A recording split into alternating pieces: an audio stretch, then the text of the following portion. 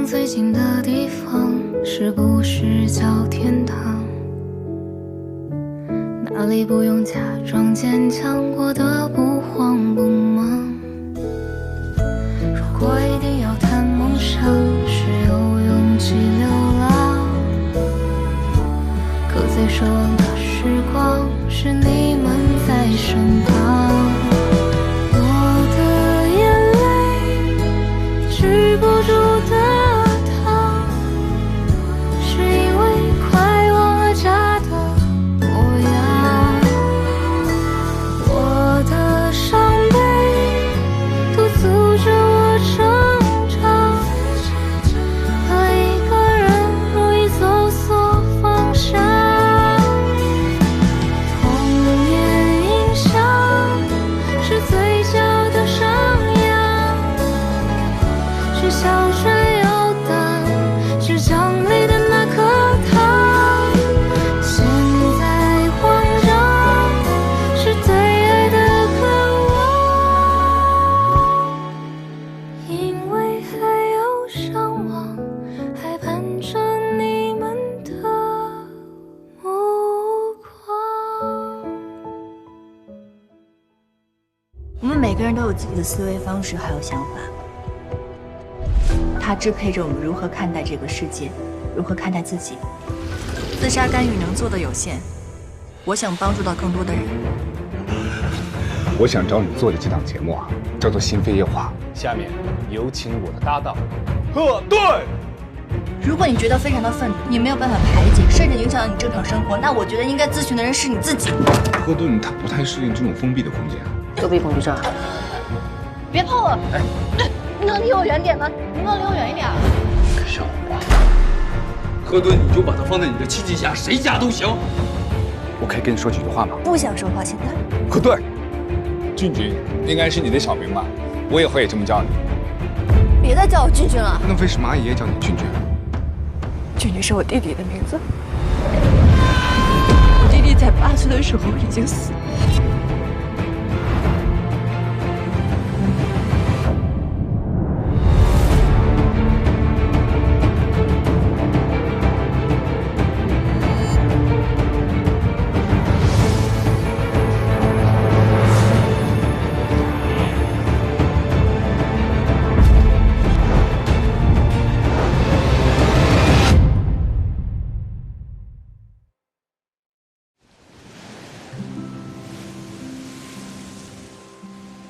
时间来到1996年的冬天，这个只有20几岁的年轻女孩，一路北上又南下，有着许多同龄人还未曾有的果决与勇敢。晨光微熹，身后是结队的人群，远处有扬帆的渔船。她只带着年幼的女儿，一只行李，一把吉他，孤绝地寻找着她的希望和爱。我不要水，我要可乐。这哪有卖可乐的呀？你先喝一口，一会儿再买啊。真乖。一大口。啊，好喝吧？好喝。好喝。那我们走。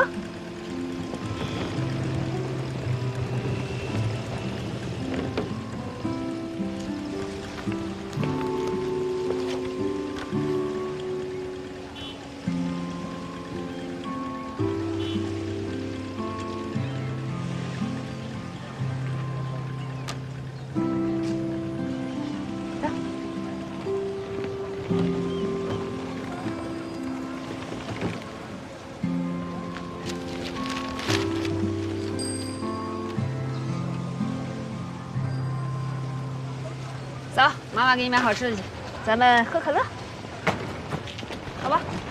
行。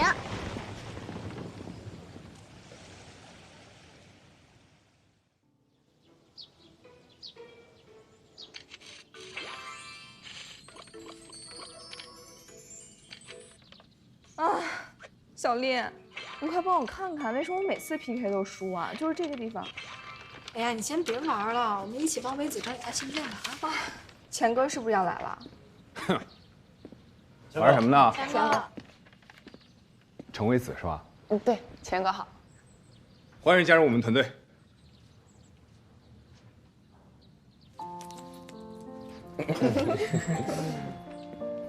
上大几了？大4了。00后啊？00后已经这么大了，老了吧你？小姑娘特别机灵。你带呢是吧？对。行，你好好跟着你丽姐坐，来。行了，小丽啊，别吓唬新人了。老钱，我们这几天在整理来信啊，有很多故事素材都很不错，但薇子找到一个特别好的。哦，是吗？我们一致认为安娜的故事最吸引人。安娜。这封信讲的是1996年的故事。来信者的朋友安娜是一名个性非常自由不羁的一个女生，她的梦想是当一名歌手。但是她在追逐梦想的过程中，却爱上了一个小号手。可是两个人的感情呢，遭到了家里人的反对。重点是，说，后来安娜还怀上了小号手的孩子，而且她决定把他生下来。那个年代，那个年代，说呀！你看，好奇了吧？最后他突然失联了，这一失踪就是20多年。他的朋友想通过我们电台找到他，看看他当初为什么突然失联，也想知道他最近过得怎么样。安娜，寻找，不错。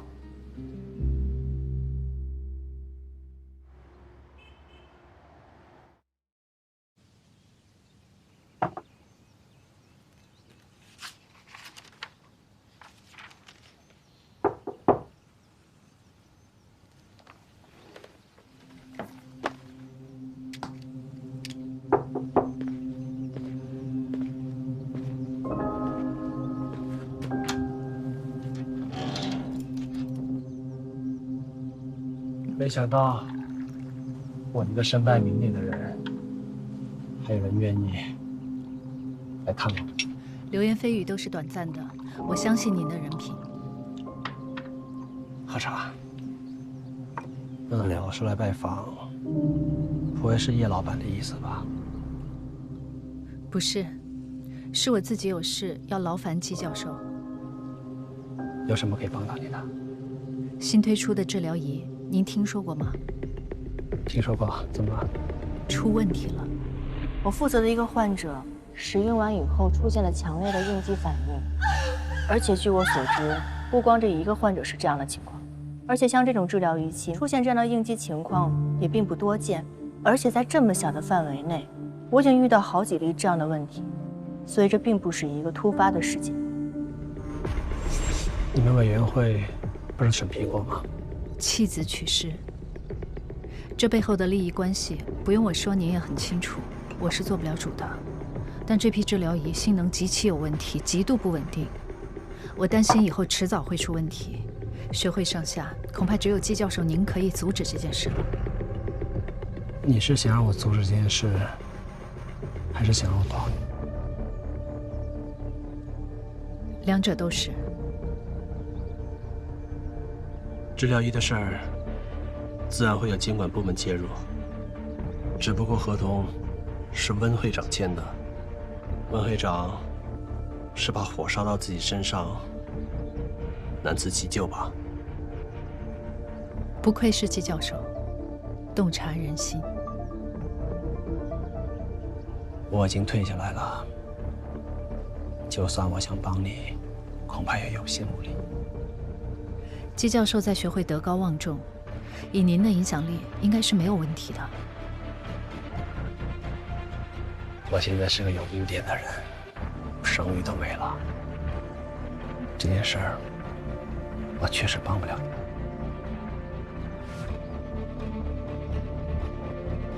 那看来，只有第二种方案了。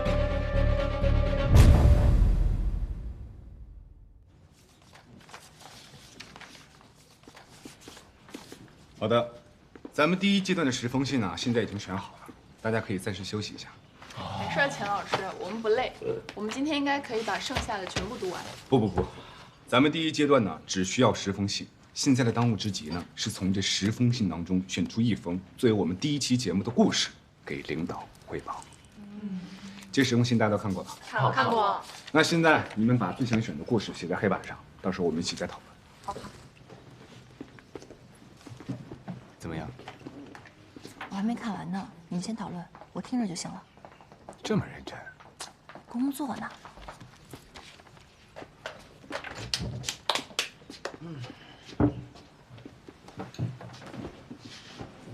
谁选的安娜？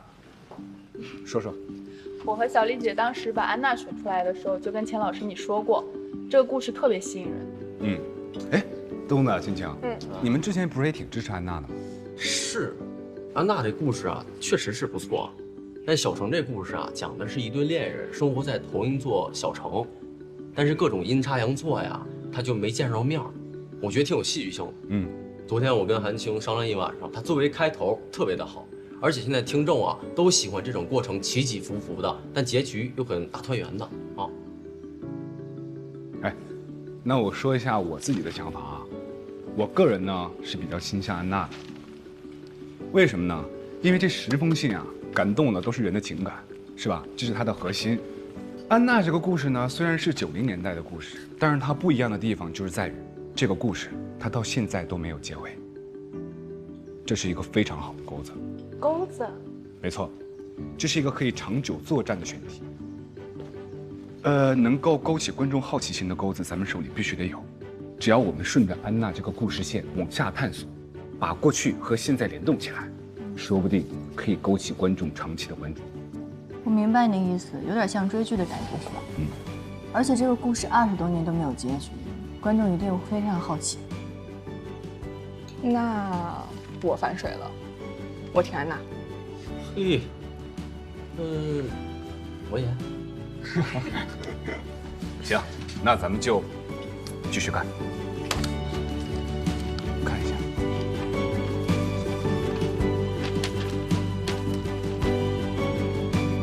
还有安娜的戏。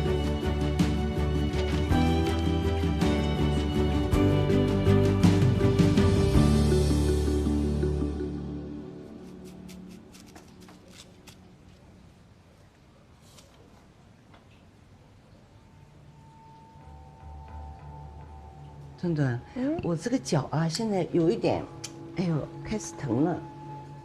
右边啊？是的。这又怎么了？我不要管你不行。我的意思是说，有没有可能找一下家辉，再来帮我扎2针？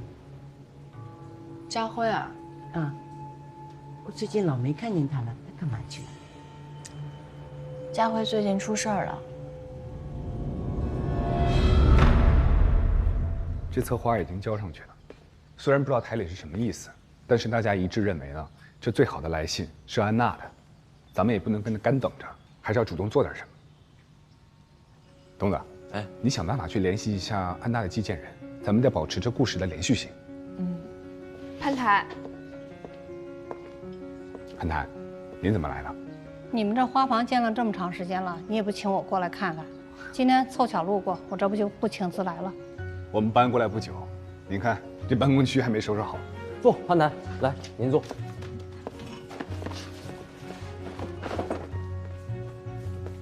我刚冲的咖啡，您尝尝。谢谢。手艺不错。来，坐。你们接着聊你们的事情。我们啊正在聊新策划案的事情，您可能没来得及看。我们在众多的来信当中呢，筛选了10个故事性最强的，这其中有一个是发生在1996年，一个追爱的故事，我们都觉得很有意思，挺有年代感的，这足够成为一个噱头。但是会不会影响一部分年轻主体的市场？潘台，在我看来，这个故事吸引我的反而是它的年代感。在看到这封来信之前，我总有种父母生下来就是40岁的错觉。小姑娘看着挺面生啊，新来的吧？对，这是我们组新来的小女孩，叫程维子。想法不错。潘台，其实这也不是小程自己的感受，我们在卖咖啡的期间呢，也做了不少调研。我发现我们年轻的客人呢，给他们看了咱们的故事，他们都非常喜欢，而且也很期待后续。这人的情感啊，放之四海皆准，只要咱们的故事有温度、有情感，即便是国籍不同、时代不同，都可以让其他的人产生情感的共鸣。行，回头把这封信的复印件传给我看看，没什么大的问题，你们就做第1期吧。潘台第一次来咱们直播间，带潘台逛逛。好。啊！我也看看。来，这边是咖啡厅，平时会有客人啊，来这边喝个咖啡。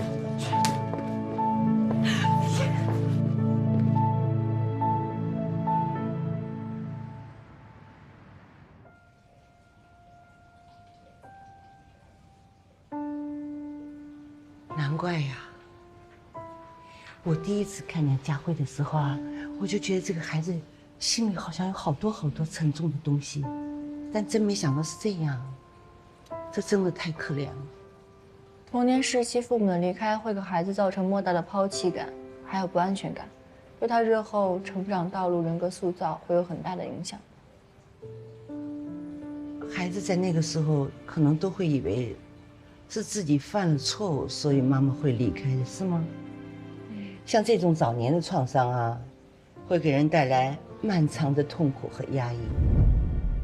但是这个要通过爱到丧失的办法，去逐渐的把它合理的处理掉，不然，就像家辉一样，会转化为病态。最终伤害的会是他自己。顿顿，你作为他的好朋友，你应该帮他找一个靠谱的心理咨询师，是很管用的。妈，你这些心理学的概念是怎么知道的？我呢，我真是有点头晕了，现在。感谢心扉夜话，让我想起了我和我太太年轻时候的恋爱时光。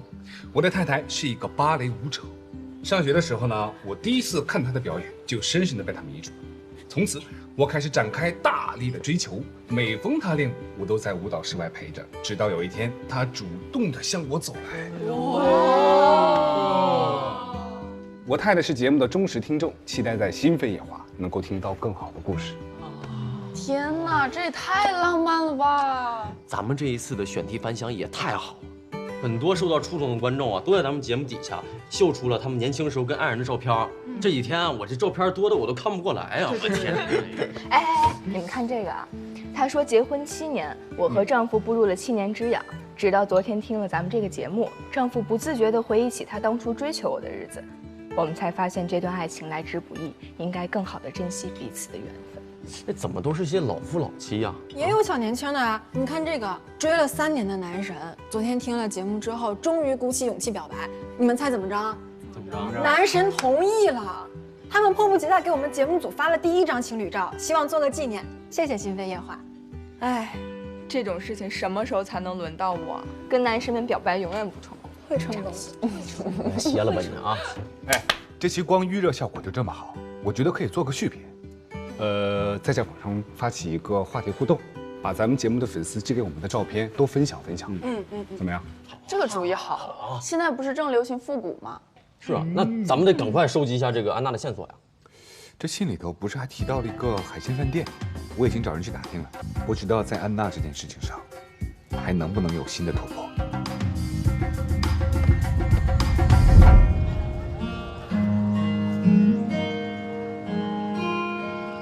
我曾为你设计所有句号的，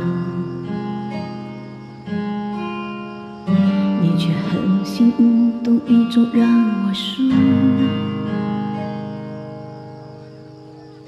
越是靠近你，就越是生疏。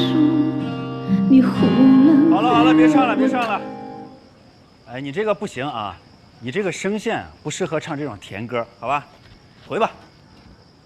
陈经理，我还会唱其他歌呢，像《月半小夜曲》还有《千千阙歌》这些粤语歌曲我都会唱。你说的这些歌，10个歌手10个都会唱，我为什么非得要找你呢？我可以再学习他的呀，你喜欢听什么我就唱什么，行不行？你要不要学？哎，这谁家的孩子？这怎么跑这儿来了？对不起，这是我女儿。她叫小可乐。叫陈叔好，陈叔叔好。你这么年轻能有这么大孩子？你骗人的吗你？我没骗你，这真是我女儿。你可真行！你出来带个女儿，你怎么演出嘛？他从小就这么跟着我，他都习惯了。我这不是想多赚点钱，好养活他吗？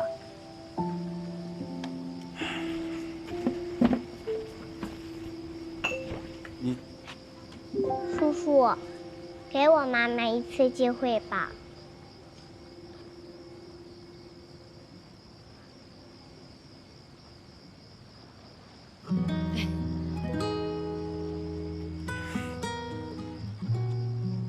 乖，你会唱《哭砂》吗？我会，就是唱的不太好。那你就回去好好练练，练好了，你来唱。没问题，我马上就练。谢谢你啊。哎，对了，您这儿有一个叫小军的小号手吗？小号手啊，这个我不是很清楚啊。没事儿，啊。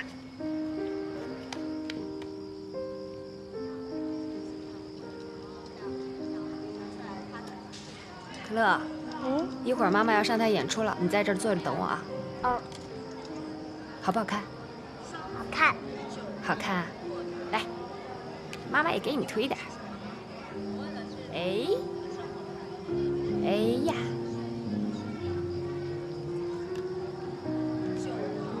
好不好看？好看。看看咱俩谁牙白。安娜，到你了啊！哦，快点。哎，妈妈要去工作了，你怎么办？自己在这儿。你就乖乖的在这儿，哪儿也别去啊。妈妈，你快点回来。没问题，我唱完就回来，赚钱给你买可乐，好不好？好。那再拉钩，你别乱跑啊。拉钩，盖章，拍个手，耶！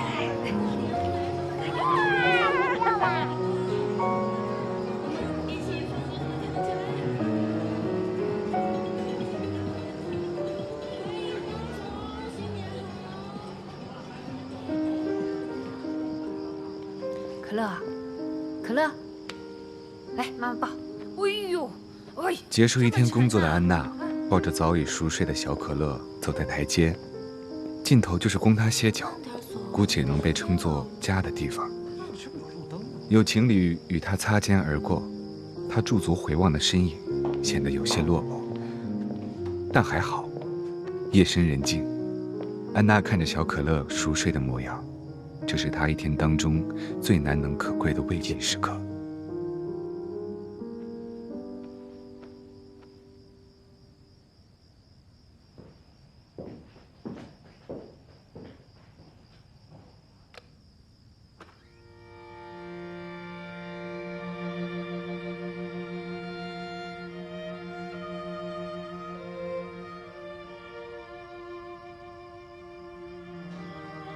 唱歌的时候，我看见远处城市破碎的光影模糊一片，与夜色融为一体。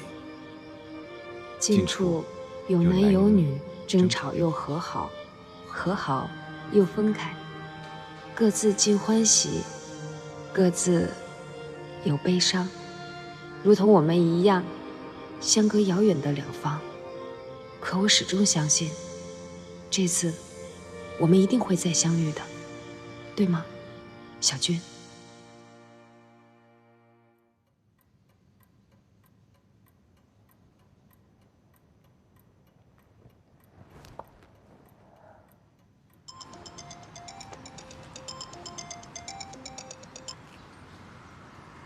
喂，陈开义，我想到为什么了。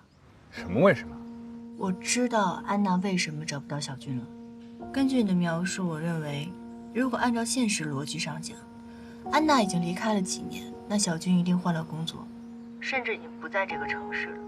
可是按照心理层次上面分析，你不觉得他们俩的模式更像是一种追逃模式吗？安娜很向往自由，小军跟她一样，他们两个是同样的人，所以这是他们相爱的基础。可是，在这段感情当中，安娜的爱太过于炙热，让小军有一种想要躲避、回避的感觉。那会不会是第一种可能？小军是因为一些原因才离开这座城市的？不可能。如果小军真的想让安娜找到他，一定会留下线索的，不可能人间蒸发。反正这些只是我的分析，如果故事有后续的话，也许结论会不一样。钱凯一，你有在听吗？何顿，虽然这个故事才刚刚开始，但万一，我说万一啊，结局真的是那样的话，我不会这么做的。什么意思啊？我不会离开你的。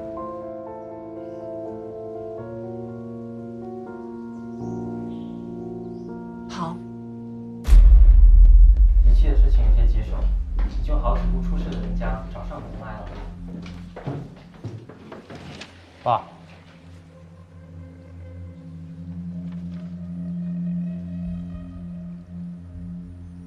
在忙啊，我一会儿再来。没事，过来坐会儿。过来喝口茶吧。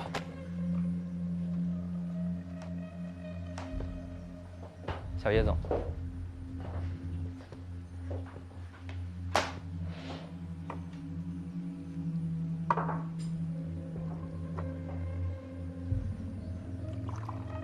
还有记者那边也不知道从哪得知这个消息。对了，温良那边也……你来公司有7年了吧？是的，叶总。那你连这点事情都处理不好吗？对不起，叶总，我已经吩咐手底下人去办了。我就是想请你……请我求你了！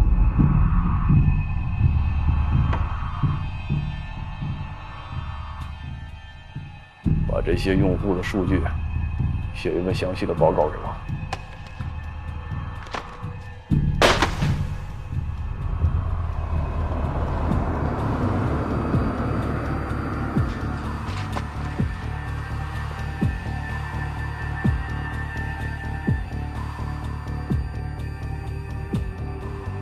怎么发这么大火？仪器推广出问题了？还算顺利吧，遇到点磕磕碰碰，也算正常。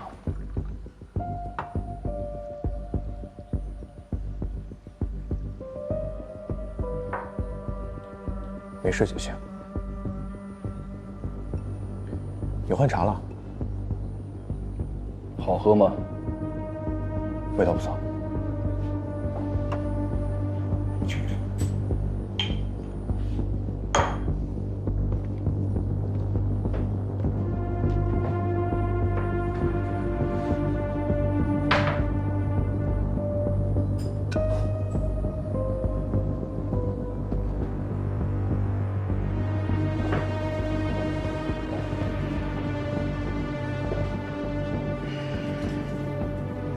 美人茶，你妈以前说挺好喝的。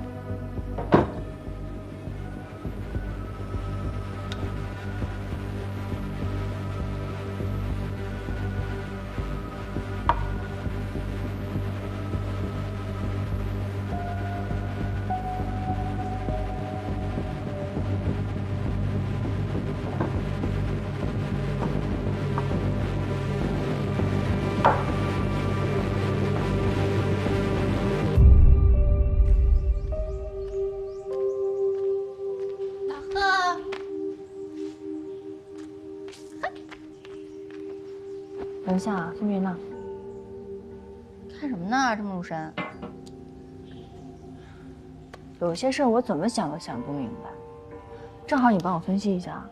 之前傅阿姨出事儿，医院说是那批仪器出了问题，而这批治疗仪器的相关负责人是温良。我去找过他，他知道我们和傅阿姨认识。疗养院的其他患者出现的具体情况，你了解过了吗？你是觉得那个温良有问题？那就查他。我来查。温良，英国名校临床心理学博士，心理咨询从业时长12年，半个月前任职学会项目负责人，挺厉害呀。不对，他虽然很厉害，但他如果想成为项目的负责人，他资历尚浅。一般来说，任职学会的不是大学教授，就是院士。他们在学术界都有着非常高的威望，甚至参与了很多国内重点研究项目。也就是说，他背后有人操纵。和温和利益直接相关的是你仪器。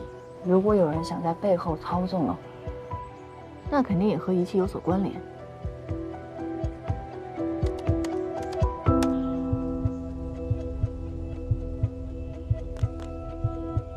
叶氏，叶念堂，姓叶啊。叶家辉也姓叶哦。在我7岁那年，我妈丢下我走，就再也没有出现。家辉的事情没有那么简单。辛苦了，好像藏着很多什么秘密。教授不是家辉的养父，这是他的。家辉，你是我儿子吗？而是他的亲生父亲。家辉，那个制药师是你的养父。你的每一位咨询者，我都在试图破坏你们的资本关系。这都是以前的恩恩怨怨，他们要的不仅于此。我知道了，在这背后操纵一切的人就是叶念堂。他之所以捧温良上位，是为了推广他多年研究的仪器；而家辉之所以认识温良，是因为他的养父就是叶念堂。所以这一切的推手就是叶念堂。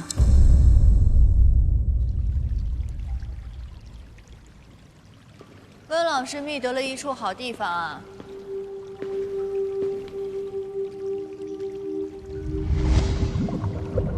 怕了。温老师很了解我，了解我的过去，了解我的恐惧，甚至了解我的母亲。你都知道了。赵希平女士是一位很好的母亲，我很羡慕你。我曾经失明了半年，在这半年当中，我在黑暗里只能靠我的耳朵来听四周的声音。我想相似的人总是知己知彼，这也是叶继承选择你的原因吧？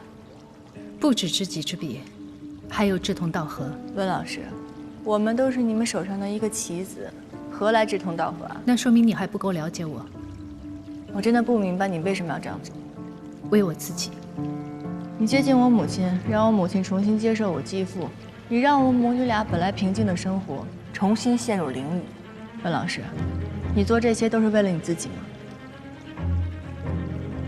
我为你母亲所采用的所有治疗手段都是科学合理的，是你自己带入个人情绪。这就是为什么心理咨询忌讳双重关系。你在局中自然看不清。看不清什么？看不清你母亲是真心爱你继父，你所谓的平静生活并不是她想要的。人自私是为了什么？悬壶济世，妙手回春。世人赋予我们的职业太多超乎现实的期待，然而人各有殊途，究其根本都是自私自我。心理师抵不过是仇人广众中普通人的一个，根本就不是什么救世主。赫顿，你又是真心想救人吗？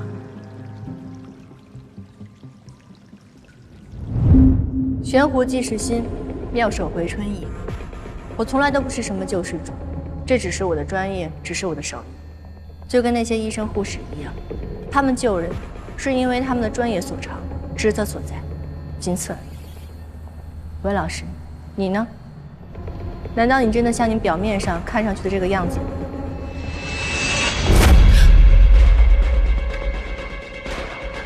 是我小看你了。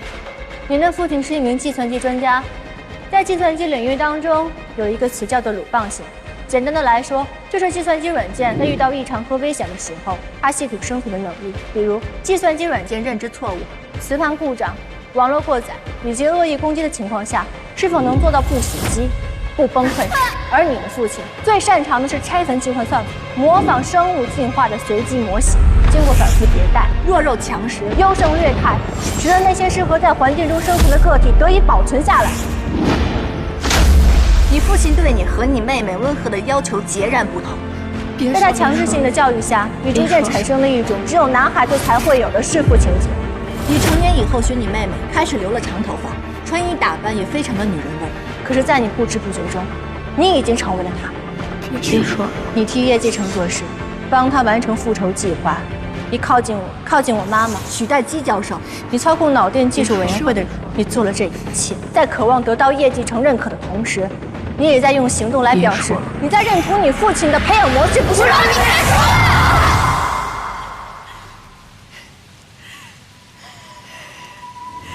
你知道为什么你这么努力，却依旧被打倒吗？弱点就像计算机系统里的漏洞，你要摒弃所有弱点，你的孤独，你的恐惧，还有你的情感。真正的强者没有软肋。那你呢？你所谓的人性就没有一点欺骗吗？在你帮助来访者的时候，你的内心就没有闪过一丝贺峻的影子吗？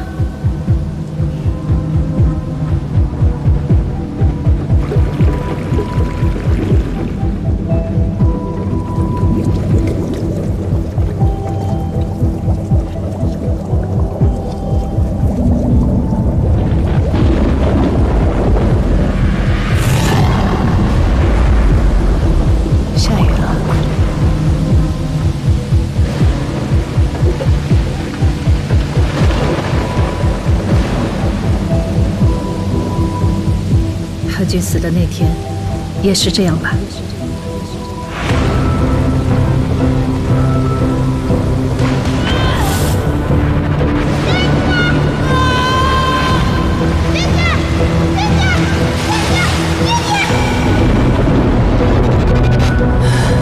你从所有来访者身上汲取养分，这就是你所谓的人性吗？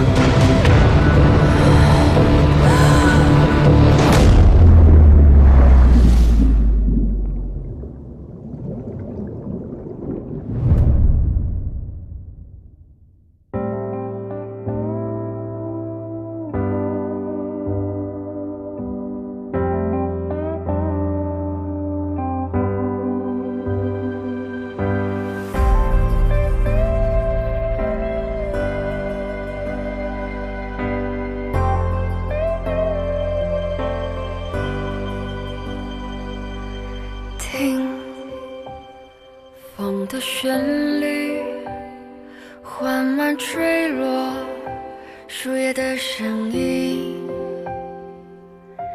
看阳光清晰，匆匆经过你的身影。